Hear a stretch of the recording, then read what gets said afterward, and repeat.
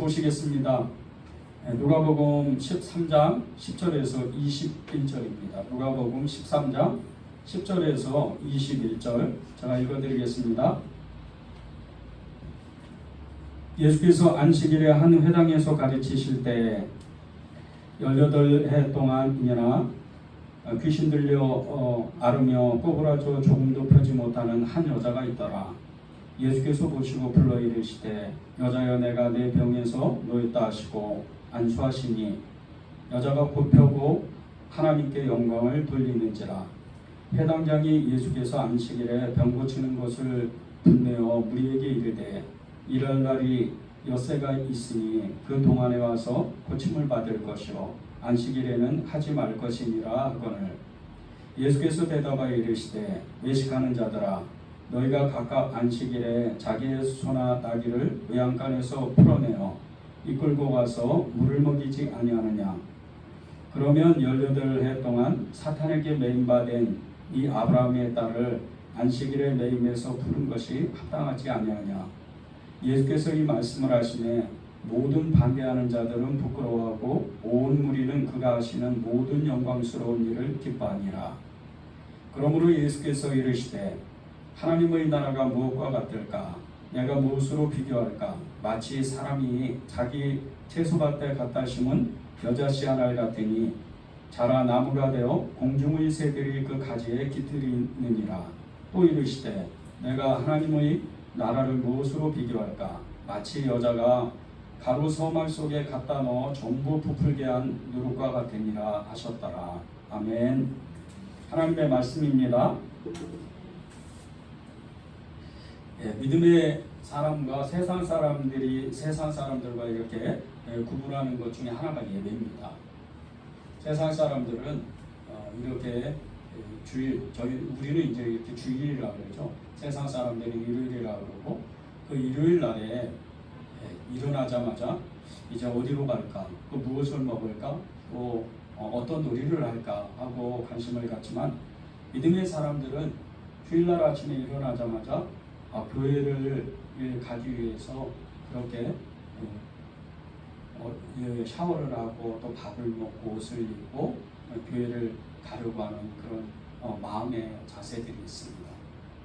이 세상 사람과 믿음의 사람들의 차이는 사실 별거 아닌 것 같아도 엄청나게 큰 차이가 있습니다. 세상 사람들은 이제 세상 사람들의 어떤 즐거움과 그 기쁨을 누리기 위해서 정말 헛된 그런 일들을 위해서 그냥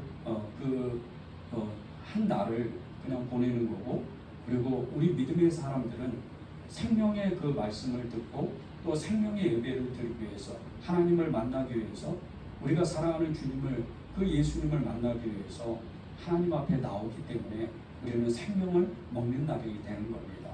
생명을 이끌어가는 날이 되는 거죠. 이것이 세상 사람들과 믿음의 사람들의 차이라고 할 수 있습니다.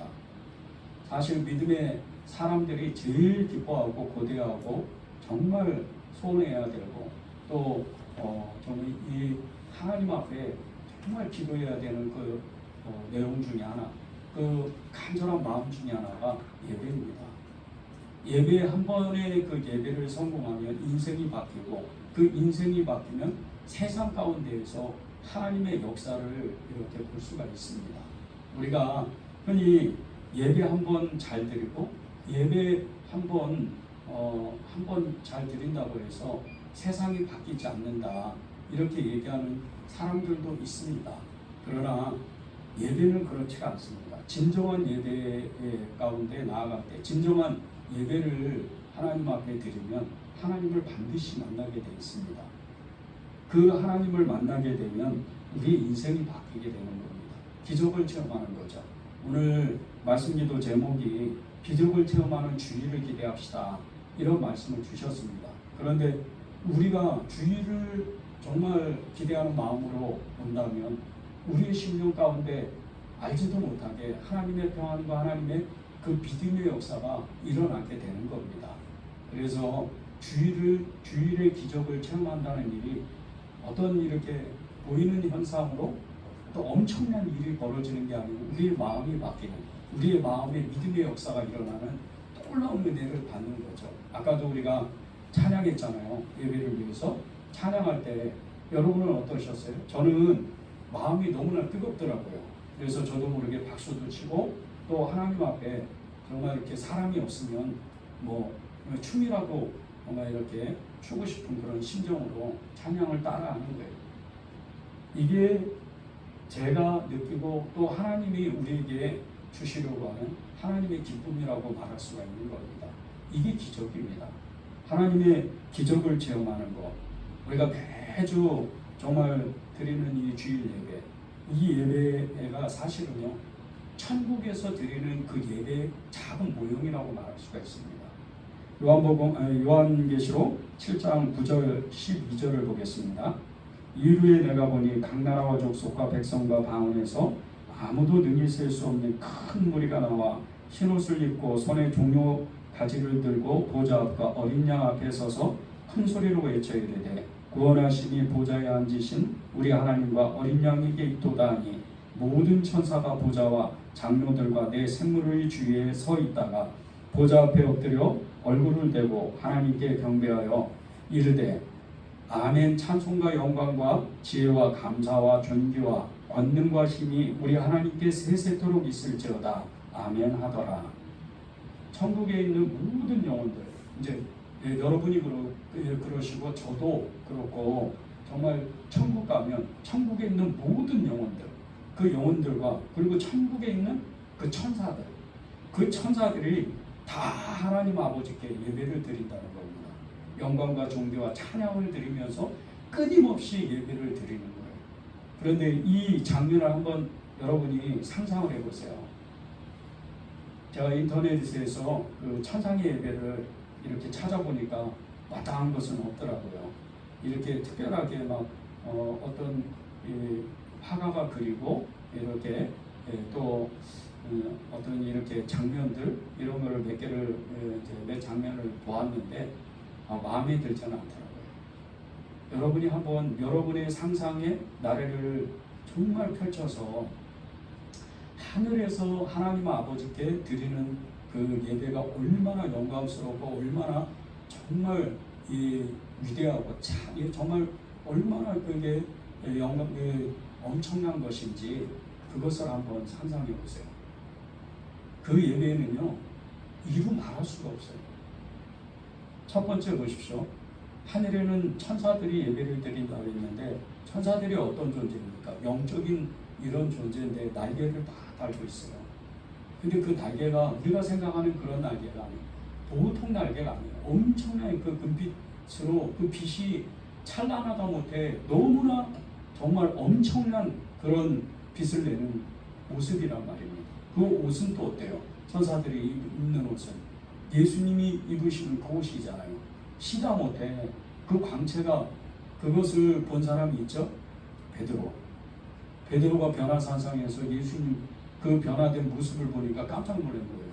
그 자기도 모르게 이렇게 얘기를 하잖아요. 주여, 제가 초막 셋을 짓겠습니다. 하나는 주님을 위해 모세를 위하여 엘리야를 위하여. 여기서 그냥 사시죠. 그럴 정도로 자기도 모르게 그 영광에 도처해 버리는 거예요. 그런데 하늘의 그 영광은 얼마나 엄청나겠어요. 그리고 또 이제 천국 가는 저와 여러분의 그 영혼들이 또 얼마나 영광스러운 모습이겠어요. 그런데 그 모든 그 빛을 어떻게 표현할 수 없을 정도로 엄청나게 휘황찬란한 그 무리들이, 수많은 무리들이 그 성소 중앙에 있는, 천국 중앙에 있는 그 보좌 앞에, 그 백보좌 앞에, 하나님의 그 아버지 앞에, 그 어린 양 앞에, 예수님 앞에 예배를 드리는 거예요. 그 상상을 하면 우리는 정말 이 땅에서 단 1초라도 살고 싶은 마음이 없어요, 사실은. 여러분이 정말 이 땅에서 너무나 하나님께 간절한 마음으로 예배를 드리고 예배의 은혜를 받지만 천국에 가서 드리는 예배는 그거보다 훨씬 더 큰 은혜가 있다. 우리가 드리는 이 예배, 지금 우리가 이렇게 주일에 드리는 이 예배가 천국의 작은 모형과 같은 이 예배인데 이 예배를 드리면서도 우리의 마음이 어떨 때는 막 뜨거워가지고 어떨 때는 막 그냥 너무 알지도 못하는 어떤 하나님의 그 능력 때문에 하나님의 그 임재 때문에 그냥 감당하지 못하는 은혜가 임할 때가 있잖아요. 여러분 안 그러세요? 안 그러세요? 네, 저를 좀 맞추세요. 네, 안 그러세요? 저는 그거를 몇 번 겪었는데 그때마다 이렇게 앉은 자리에 이렇게 앉아 있을 수가 없었어요. 너무 감격스러우니까 이분이 주님이구나. 주님을 어떻게 만나는 줄 아십니까? 예배 때 주님을 우리가 눈과 눈을 마주해서 주님을 보면 우리는 그냥 꼬꾸라지게 돼 있어요. 아무도 눈을 마주칠 수가 없어요. 그래서 베드로 꼬꾸라졌죠. 이사야 꼬꾸라졌죠. 다니엘 꼬꾸라졌죠. 에스겔 꼬꾸라졌죠. 또 밤무섬에서 하나님의 모든 영광을 봤던 이 요한사도 바로 꼬꾸라지는 주님을 이렇게 바로 볼 수가 없어요. 근데 우리가 우리 안에 이 예배를 드릴 때 그분의 임재가 임하면 그런 역사가 일어나는 거예요. 감격의 역사. 그 예배를 여러분이 사모해야 돼요. 오늘 말씀이요. 똑같은 장소에서 똑같이 예배를 드리다가 기적을 체험한 한 여인의 이야기가 나와요. 한 여자의 이야기가 나오는데 처음에 이렇게 말씀을 시작할 때 너무 슬픈 이야기예요. 사실 보세요. 10절에서 13절 예수께서 안식일에 한 회당에서 가르치실 때 18해 동안이나 귀신 들려 앓으며 꼬부라져 조금도 펴지 못하는 한 여자가 있더라. 예수께서 보시고 불러 이르시되 여자여 내가 내 병에서 놓였다 하시고 안수하시니 여자가 곧 펴고 하나님께 영광을 돌리는지라. 예수님이 안식일날 이제 어느 안식일날 이렇게 회당에 가서 유대인의 회당에 가서 하나님의 나라에 대한 말씀을 가르치고 계셨어요. 그런데 처음에는 몰랐는데 거기 많은 군중들 사이에 저 끝에 그 가운데 있지도 못하고 저 끝에 남자들만 있으니까요. 그 맨 끝에 정말 그냥 사람의 형상이라고 말할 수 없는 그런 그냥 꼬부라진 형상으로 정말 이렇게 몸이 뒤틀려가지고 그런 어떤 사람인가 아니면 어떤 물체인가 이럴 정도로 흉측한 모습으로 거기에 한 여자가 있는 거예요. 그것도 귀신 들려가지고. 생각해 보세요. 일단 이 유대인의 회당을 생각해 보십시오. 이 유대인의 회당이 어떤 회당인지 아십니까? 유대인의 이 회당의 그 유래는요, 이 바벨론의 포로가 돼서 전 세계로 흩어져 있는 디아스포라 유대인들이 이제 예루살렘에서 또 이스라엘 땅에서 예배를 드렸는데 예배를 드리지 못하니까 10명 정도가 모이면 회당을 만들기 시작했어요. 이게 유래입니다. 바벨론 포로 생활 때 그들의 마음이 얼마나 간절하겠어요. 하나님께 예배드리고 싶은데 그래서 시작한 게 회당이에요. 우리로 말하면 교회죠. 이 회당에서 예배를 드리는데 규칙이 몇 가지가 있었어요. 그 규칙이 첫 번째는 이제 그 회당에서 하나님께 예배를 드리고 그 공동체, 마을 공동체 안에서 이제 그 유대인들 사회의 사람들의 그 생활상 그들의 어떤 행정적인 일들을 맛보는 이렇게 담당하는 그런 기관도 됐었어요. 그리고 하나님의 말씀, 율법이죠. 이 율법을 가르치는 곳이 회당입니다. 이 세 가지의 기능이 있었어요. 그러다 보니까 남자들만 중심이 되잖아요. 남자들만 중심이 되는데 여자들은 이곳에서 말씀을 가르치거나 회의에 참여하거나 그리고 또 말씀을 배우거나 이렇게 하지를 못했어요. 물론 이제 그 여자들이 머리에 두건을 쓰고 이렇게 와서 하나님의 말씀은 들을 수가 있어요. 근데 아무 소리 하면 안 돼요. 그냥 말씀만 듣는 거예요. 지금 이 18년 동안 18년 동안 귀신 들려가지고 꼬부라진 이 여인이 완전히 몸이 뒤틀려 있는 이 여인이 매주마다 예배를 지금 드리러 오는 거예요. 저는 이 말씀을 묵상하는데 정말 마음이 울컥했던 이유가 많은 사람들이 이렇게 예배를 드릴 수도 있겠다. 어떤 사람은 삶의 문제로, 개인적인 어떤 가정적인 문제로, 재정적인 문제, 직장의 문제, 여러 가지 사람의 관계 문제로 정말 이렇게 몸이 뒤틀리는 것처럼 꼼짝도 못하고 하나님 앞에 나왔는데 숨조차 쉴 수 없을 정도로 하나님만 겨우 그냥 그 입술이 터져서 살려주세요 하나님, 저를 만나주세요. 그렇게 예배드리는 사람이 얼마나 많을까, 그런 생각이 갑자기 들더라고요. 이 여인이 그런 분이에요. 지난주에도 오고 그 지난주에도 오고 그 1년 전에도 예배를 드렸는데, 이 여인이 예배를 드릴 때 한 회당에 이제 지난주에 이어서 똑같이 예배를 드리러 왔는데 아무도 관심을 두지 않아요.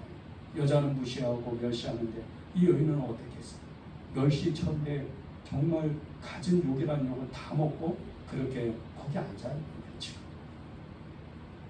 근데 갑자기 지난주는 몰랐는데 이번 주는 하나님의 말씀을 듣는데 어떤 분이 저기 앞에 앉아서 그 예배를 인도하시면서 하시는 말씀이 자기 귀에 들리기 시작했어요.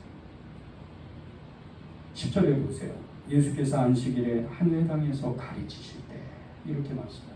가르치실 때, 하나님의 말씀을 가르치실 때, 이 여인은요 매주 예배드리지만 예수님, 하나님의 나라를, 하나님을 만나고 싶어서 너무나 갈망했던 사람, 들리기 시작하는 거예요. 11절 보세요. 연료대를 동안 귀신 들려 앓으며 꼬부라져 조금도 펴지 못하는 한 여자가 있더라. 이 여자가 그 얘기를 들은 거예요. 하나님의 말씀을 듣는 거예요. 예수님으로부터. 그리고 12절에 보세요. 예수께서 보시고 불러 이르시되 여자여 내가 내 병에서 놓였다. 말씀이 들리니까 눈이 확 열리는 거예요. 그리고 예수님이 부르시는 거예요. 예수님 보시고 부르시니까 여자여 내가 내 병에서 놓였다. 그 순간 이분이, 그 귀신이 떠나가는 건 물론이거니와 이 꼬부라졌던 18년 동안 꼬부라졌던 몸이 완전히 펴져버려요. 이게 예배예요. 이게 하나님을 만났다는 거예요.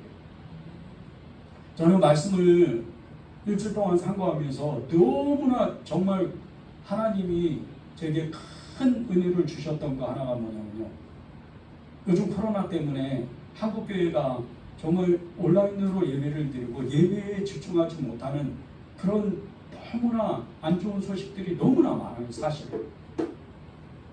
그런데 예배당에 와서 예배를 드리던 온라인으로 예배를 드리던 그것이 중요한 것이 아니고 예배를 사모하는 마음이 우리 가운데 있다면 이 여인과 같이 18년 동안 귀신 들려가지고 온몸이 꼬부라져서 단 한순간도 펴지 못하는, 숨을 쉴 수조차도 없는 이 여인이 하나님의 기적을 만나는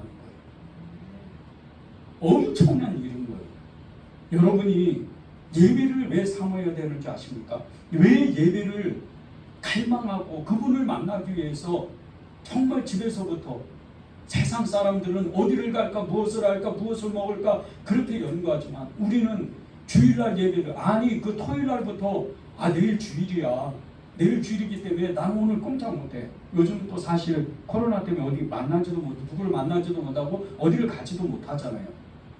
그런데 어디를 가지 못하고 누구를 만나지 못해서 우리가 집에서 꼼짝 못하는 것이 아니고, 내가 주님을 만나기 위해서 내일 주일 예배인데 내가 비록 온라인 예배를 드리지만 난 주님을 만나야 되겠어. 그런 마음으로 여러분이 마음 자세를 가지고 있다면 주일 예배가 어떻게 되겠어요?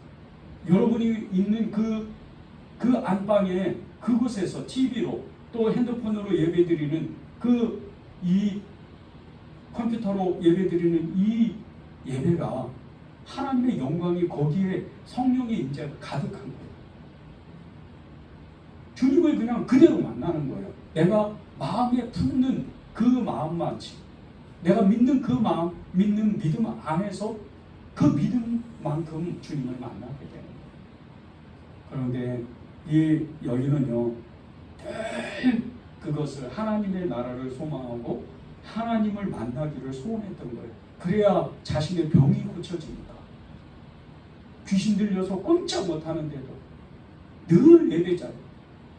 얼마나 멸시와 천대와 무시를 받았겠어요. 같은 욕을 다 먹었을 거예요.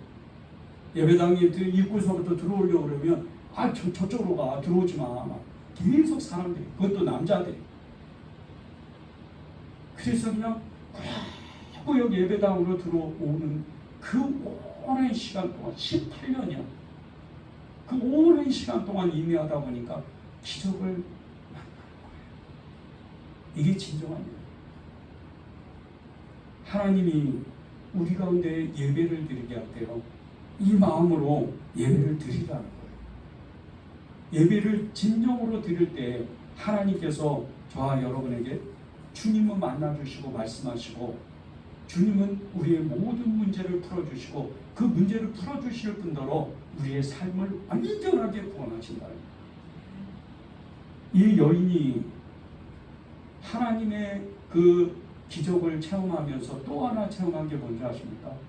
영혼의 구원이에요. 영혼의 구원을 받은 거예요. 하나님의 그 영광을 체험한 거예요.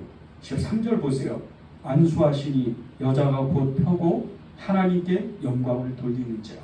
하나님께 영광을 돌렸다. 하나님을 만난 거잖아요. 하나님을 만났기 때문에 이 여인은 예수 그리스도 이름으로 구원된 거예요. 얼마나 완전히 전인적인 구원이 일어났잖아요. 예배, 한 번의 그 예배 때문에. 늘 같은 예배죠. 수요예배, 금요기도회, 주일 예배, 새벽 예배, 이 예배들을 늘 같은 패턴으로 드립니다. 여러분들도 그러시죠? 그런데 이 예배를 똑같은 예배라고, 지난주에 너무 열심히 하나님을 갈망하는 마음으로 내가 예배를 드렸는데, 이번 주도 나는 지난주보다 훨씬 더 열심을 내고 갈망하는, 주님을 정말 만나고 싶어하는 이 열망으로 나는 오늘 나오겠다. 그러면 여러분들도 기적을 체험한 뿐더러 여러분의 그 모든 문제가 완전히 끝나는 거예요. 이게 하나님이 저와 여러분에게 주시려고 하는 하나님의 그 축복이라는 거예요. 예배에 대한 축복이에요. 저주에서 축복으로, 고통에서 치유로, 묶임에서 풀어짐으로, 무시와 멸시와 천대에서 한 인생으로 인정받는 이 여인. 이 여인의 이 예배가 우리에게도 임해야 돼요. 우리에게도 하나님의 그 강력한 예배의 축복이 임해야 되는 거예요. 그래야 우리가 이 험난한 세상, 특별히 코로나 이 사태로 인해서 진짜 온 나라가, 온 세계가 아주 그냥 정말 어떻게 꼼짝을 못 하잖아요. 그냥 마치 세상의 그 어떤 영이 우리를 아주 그냥 꼼짝 못하게 짓누르는 것 같이, 그런 그냥 어떻게 할 방법이 없을 정도로 그러고 우리가 있잖아요. 그런데 우리가 그럼에도 불구하고 하나님 앞에 예배를 드리고 열정적으로 하나님 앞에 예배를 드리면 이 여인과 같이 기적을 체험하는 거예요. 귀신과 같은 장난이 우리에 얼마나 많아요. 귀신과 같은 일이 얼마나 우리에게 많아요. 정말 우리가 이해되지 않는 그런 귀신의 장난이 우리의 삶 가운데 너무나 많다는 거예요. 까닭없이 계속 힘들어지고, 까닭없이 그냥 관계가 어려워지고, 까닭없이 재정 때문에 어려워지고, 이런 일들이 그냥 심심치 않게 우리의 인생 가운데에서 너무나 우리가 옴짝달싹도 못할 정도로 그렇게 너무 힘들어서 그렇게 힘들게 사는 이런 귀신의 장난이 있다. 이것을 뛰어넘고 이것을 이기고 승리하려면 우리는 진정한 예배를 드려야 돼. 하나님 앞에 전심으로 예배를 드려야 돼. 그 예배의 모형이 어디에 있는지 아십니까? 요한복음 4장에 보면요, 사마리아 여인이 하나님께 예배드리는 장면이 나와요. 이 사마리아 여인은요, 남편만 해도 5명이나 있던, 그냥 결혼하고 이혼하고 결혼하고 이혼하고 이런 비참한 인생을 살았어요. 그런데 이 여인은요, 그런 중에도 자신의 인생이 진짜 꼬일 대로 꼬이고 너무나 비참한 그런 삶이었지만, 이 여인은 예배를 드릴 줄 알았어요. 하나님을 만나고자 하는 열망이 있었다는 거예요. 그래서 예수님이 찾아오시고 예수님이 물어보실 때 유대인들은 예루살렘에 가서 예배를 드리지만 사마리아인은 이방인들은 예루살렘에서 예배를 드리지 못해서 산이나 들에 가서 예배를 드립니다. 이렇게 고백한 거예요. 그리고 주님이 어때요? 어떻게 이 여인을 위로하고 회복을 시켜요? 주님이 일부러 찾아가셨잖아요. 일부러 찾아가셨는데 주님이 일부러 찾아가시면서 왜 이 여인을 회복시키셨을까? 하나님을 만나고자 하는 예배의 갈망이 있었다는 거예요. 이 여인에게. 그래서 요한복음 4장 23절 24절에 보면요, 주님께서 이렇게 말씀하셔요.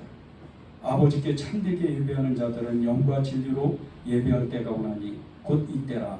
아버지께서는 자기에게 이렇게 예배하는 자들을 찾으시느니라. 하나님은 영이시니 예배하는 자가 영과 진리로 예배할지니라. 하나님은요, 참되게 예배하는 사람들을 지금도 찾으셔요. 사마리아 여인이 비록 이방인이었지만 이 정말 18년 동안 귀신 들려서 꼬부라졌던 이 여인이 정말 어떻게 할 수 없는 그런 여인이었지만 이 두 사람의 공통점은 하나님을 만나고자 하는 그 열망이 있었다는 거예요. 그래서 그들이 정말 하나님을 만나고 그들의 문제가 완전히 풀어진 거예요. 이 여인은 어떻게 돼요? 자신에게 묶여있던 모든 슬픔, 괴로움, 모든 인생의 비참한 것들을 다 걷어내고 사마리아 성으로 들어가서 그 성을 모든 사람들에게 내가 만난 예수님을 너희도 알아야 된다고 그렇게 외치고 다니면서 전도를 하잖아요. 예배의 감격, 예배의 기쁨, 예배의 그 삶의 모든 기쁨을 누리는 거예요. 그런 기쁨을 누리고 그런 은혜를 체험하려면 우리가 참되게 정말 주님을 갈망하는, 주님을 만나고자 하는 그 열망으로 참되게 예배를 드려야 된다는 거예요. 주님은 그런 사람들을 찾으셔요. 주님은 그런 사람들에게 찾아오실 수밖에 없어요. 오늘 말씀해 보면요, 10절에 보면요, 12절에 보면 예수께서 보시고 불러 이르시되 여자여 내가 내 병에서 놓였다 하시고 안수하시니 이렇게 말씀을 해요. 그런데 12절에 거기에 시작하실 때 예수께서 보시고 이렇게 얘기해요. 예수님이 보셨다는 거예요. 이 여자를. 그 마음을 보셨다는 거죠. 그 행동을 보셨다는 뜻이에요. 예수님이 보신 거예요. 말씀을 전하시다가 예수님이 이 여인을 눈여겨봤어요. 그리고 어떻게 해요? 그 뒤에 불러 이르시되 저 끝에 있는 저기 남자들 때문에 그 앞에 나오지 못하고 맨 마지막에 그 문 앞에 정말 어정쩡하게 그렇게 꼬부라져서 있는 그 여인을 나오라고 앞으로 나오라고 부르신 거예요. 그리고 어떻게 하세요? 여자를 이렇게 불러서 그 여인에게 내가 내 병에서 놓였다 이렇게 말씀하셔요. 그러면서 안수하시는 거예요. 그러니까 이 병이 완전히 나음을 받아요. 여러분이 예배를 하나님 앞에 드리는 자세가 여기에 나옵니다. 어떤 자세인 줄 아세요? 첫 번째는 내가 어떠한 형편과 어떠한 처지에 있다 할지라도 하나님 앞에 하나님을 만나고 싶어하는, 내가 이 예배가 나의 인생의 가장 중요한 예배라고, 마지막 예배라고 그렇게 생각하고 하나님 앞에 나오는 거예요. 그러면 하나님은 여러분을 눈여겨보세요. 그리고 불러서 앞으로 나오라고 하시고 그리고 말씀하시는 거예요. 내가 내 행위와 내 모든 믿음을 내가 보았다. 이렇게 말씀하시는 거예요. 그러면 끝난 거예요. 그러면 완전히 회복되는 거예요. 예배를 정말 사모하는 사람, 예배를 갈망하는 사람, 그분을 만나고 싶어하는 사람의 그 삶은요, 예배 드리기 전과 드린 후의 삶이 완전히 뒤바뀝니다. 변화가 너무 달라지는 거예요. 완전히 극과 극이 돼요. 그런 사람 중에 하나가 영국의 그 위대한 이 설교자였던 스펄전 목사님의 그 회심 이야기를 보면 알 수가 있어요. 이 스펄전 목사님의 회심 이야기는 여러 번 이렇게 나누어서 여러분이 다 아실 거예요. 그런데 오늘 자세히 한번 우리가 이 목사님이 어떻게 심했는지 한번 우리가 나눠보면 좋을 것 같아요. 어느 주일날 정말 이 폭설이 너무 눈이 많이 와가지고 온 도시가 마비가 돼버리는 거예요. 늘 주일이면 이 서벌정 목사님이 청년이 이제 예배당에 가서 예배를 드렸는데 그날은 도저히 갈 수가 없었어요. 그래서 그냥 집 앞에 가까운 교회에 나가게 됐어요. 조그만 교회. 근데 갔더니 주일날 예배를 갔더니 이제 그 교회 목사님이 안 계시는 거예요. 그 목사님도 눈이 너무 많이 와서 이 폭설 때문에 교회를 오지를 못하셨어요. 그래서 그 교회의 한 평신도가 그냥 급한 김에 설교를 한 거예요. 그런데 그 설교 본문이 이사야 45장 22절이에요. 땅끝의 모든 백성아 나를 악망하라. 그리하면 구원을 얻으리라. 나는 하나님이라 다른 이가 없음이니라. 이렇게 이 말씀을 본문을 가지고 설교를 하는데 목사님이 아니시잖아요. 평신도니까 설교를 제대로 준비하지 못하고 계속 같은 말을 똑같이 하는 거예요. 주 예수 그리스도는 그리스도에는 구원이 없습니다. 예수님을 바라보시오. 예수님을 바라보시오. 예수님을 바라보시오. 이 소리만 계속해서 반복해서 이야기를 하는 거예요. 그러다가 저기 그 문 앞에 한 청년이 자기 교회 사람이 아닌 것을 금방 알잖아요. 교회가 작으니까. 한 청년이 거기에 있는데 너무 초라해 보이는 거예요. 그래서 그 청년을 보고 청년 예수님을 바라보시오. 이 소리를 했는데 별거 아닌 말이잖아요. 사실은. 근데 이 서울전 목사님이 청년 때 이 예배당에 들어가서 예배를 드리다 그 소리를 딱 듣고 영혼이 그날 완전히 뛰어갔어요. 그런 계기가 있었어요. 이 스펄전 목사님은 목사님 아들이에요. 대대로 목사 집안이었어요. 그런데 얼마 전부터 자신의 죄에 대해서 고민하기 시작했어요. 내가 무엇을 하면 살지? 나는 어떻게 사는 거지? 나는 이 죄를 어떻게 청산하는 거지? 그런 영적인 고민을 심하게 하고 있었어요. 그런데 예수를 바라보시오. 그 소리를 딱 듣는 순간에 이 스펄천 목사님이 완전히 영혼이 열린 거예요. 그리고 어떻게 돼요? 영국을 뒤엎는 선교자가 돼요. 예배 딱 한 번 드렸는데 그 마음에 정말 갈망하는 주님을 만나고 싶어하는 갈망이 있었기 때문에 주님이 찾아오시고 만나시는 거예요. 예배 때 말씀으로. 이게 예배를 드리다가 인생을 바꾼다는 거예요. 유대인들은요 이 안식일을 굉장히 중요하게 여깁니다. 우리는 이제 주일이라고 그러는데 이 안식일과 주일의 차이는 여러분이 잘 아시잖아요. 유대인들의 안식일은 토요일이에요. 하나님이 6일 동안 세상을 창조하시고 이제 일곱째 날을 쉬신 거예요. 그게 안식일이에요. 근데 이 유대인들이 이 안식일을 엄청 중요하게 생각하는데 여러 가지 그 의미를 담고 있어요. 이 안식일이. 첫 번째는 하나님이 친히 지정하신 날이고 또 두 번째는 노동을 중단하고 휴식하는 날. 세 번째는 하나님께 복 주시고 거룩하게 구별하신 날. 네 번째는 하나님께 예배하는 거룩한 날. 다섯 번째는 하나님의 선민과 이방인을 구별 짓는 날. 이런 의미가 있어요. 근데 보십시오. 유대인들의 안식일이 이 정도인데 지금 우리는 주일을 어떻게 지키죠? 하나님이 예수님이 죽었다가 살아나신 그 부활의 주일이에요. 그게 우리 주일이에요. 우리는요 유대인들의 이 예배하고는 차원이 틀려요. 우리는 살아계신 하나님을 우리 안에도 모시고 예배 때마다 눈으로 보는 거예요. 그냥. 그러니 얼마나 감격해요. 여기 다섯 번째 맨 마지막에 보면요 하나님이 선민과 이방인을 구별짓는 날이라고 그랬어요. 안식일. 그런데 보세요. 세상 사람들은 무엇을 하고 어디를 갈까 또 어떤 놀이를 할까 그런 관심을 갖지만 우리는 하나님을 만나는 그 갈망으로 주님 앞에 나오는 예배예요. 얼마나 이게 큰 능력이에요. 하나님이 우리를 만나주시면 모든 것은 그냥 끝나는 거예요. 모든 것은 하나님을 만났기 때문에 여러분의 문제, 여러분의 그 어떤 간절한 기도 제목들, 소원들, 그건 그날 끝나는 거예요. 그날 다 이루어지는 거예요. 그날 하나님은 여러분에게 하나님의 나라를 그냥 주시는 거예요. 그게 19절에서 21절에 나와요.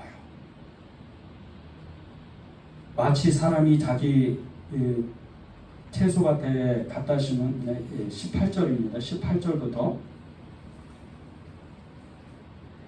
그러므로 예수께서 이르시되 하나님의 나라가 무엇과 같을까? 내가 무엇으로 비교할까? 마치 사람이 자기 채소밭에 갖다 심은 겨자씨 하나 같으니 자라 나무가 되어 공중의 새들이 그 가지에 깃들이 있느니라.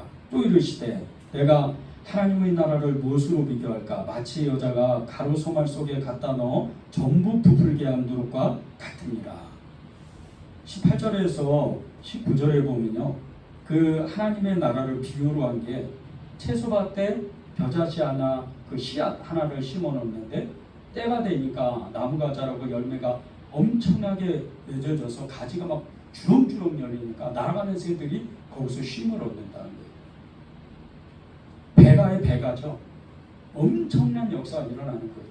또 20절에서 21절에 보면요, 여자가 그 가루 소말 속에 누룩을 넣어놨는데 이게 그냥 엄청나게 부풀어서 감당할 수 없을 만큼 그냥 가득 차는 거예요. 이 누룩이. 그런 은혜가 있다는 거예요. 예배를 드리면요, 하나님의 나라를 소유하게 되는데 하나님의 뜻이 우리 가운데 우리에게 이루어지고자 하는 하나님의 뜻이 그냥 이루어지는데, 그것이 그냥 한 가지 두 가지 이렇게 이루어지는 게 아니고 정말 가지가 주렁주렁 열리는 것 같이, 열매가 그냥 너무 많이 열리는 것 같이, 감당하지 못하는 큰 나무가 되는 것 같이, 그렇게 우리가 생각하지 못하는 하나님의 영광이 나타난다는 거예요. 예배 한번 드렸는데, 예배 한번 정말 하나님 앞에 전심으로 드렸는데 이런 축복의 역사가 일어난다는 거예요. 여러분이 이런 복을 받아야 돼요. 하나님이 여러분에게 주시려고 하는 축복은요, 예배를 통해서 여러분을 만나실 뿐더러 그 만남의 축복으로 인해서 여러분의 인생이 완전히 복을 받을 수 있도록, 정말 엄청나게 감당할 수 없는 복을 받을 수 있도록 하나님이 여러분을 지금도 예배 자리에서 기다리고 계신다는 거예요. 그 예배를 사모해야 돼요. 하나님의 나라, 이것을 소망하는 것, 하나님의 나라 안에서 우리의 삶이 정말 하나님의 복된 축복을 받는 것, 이것은 우리의 소망이고 또 우리가 받아야 되는 하나님의 복이잖아요. 그러려면 여러분이 예배를 잘 드려야 돼요. 예배에 실패하면요, 나라가 망하는 거예요. 인생이 끝나는 거예요. 이스라엘 그랬잖아요. 이스라엘이 처음에는 예배 잘 드렸어요. 예배 잘 드렸지만 나중에 우상 숭배하기 시작하면서부터 어떻게 돼요? 계속해서 우상에 가서 절하고 우상에 가서 예배 드리고 이러니까 하나님이 선지자들을 계속 보내는 거예요. 그게 아니다, 책망하시는 거예요. 이사야가 그랬죠. 예레미야가 그랬죠. 그리고 또 느헤미야가 그랬죠. 이사야, 예레미야는 예배를 하도 안 드리니까 계속해서 책망해요. 백성들 예배 좀 드려라. 느헤미야는 어떻게 해요? 바벨론에서 돌아와서 포로기 끝나고 돌아와가지고 어떻게 돼요? 예배를 안 드리니까 성 안에 있는, 예루살렘 성 안에 있는 장사꾼들을 그날은 장사를 못하게 아예 딱 법으로 탁 막아버려요. 예배 좀 드리라. 그런데도 그들이 어떻게 돼요? 나라가 일어나지는 못해요. 예배를 못 드리니까. 하나님을 믿는다고 선민이라고 자기들은 선택받은 백성이라고 그랬지만 우상 숭배하고 예배 안 드리니까 그들은 끝내 멸망하고 마는 거예요. 개인의 삶도 마찬가지예요. 예배를 제대로 안 드리니까 외식으로 계속해서 예수님이 바리새인과 사두개인들에게 책망하셨잖아요. 외식한다고. 진정한 예배가 아니니까 그들이 어떻게 돼요? 예수님 알아보지도 못할 뿐더러 이들은 AD 70년에 완전히 로마에서 패망해버리고 했잖아요. 인생도 끝나는 거예요.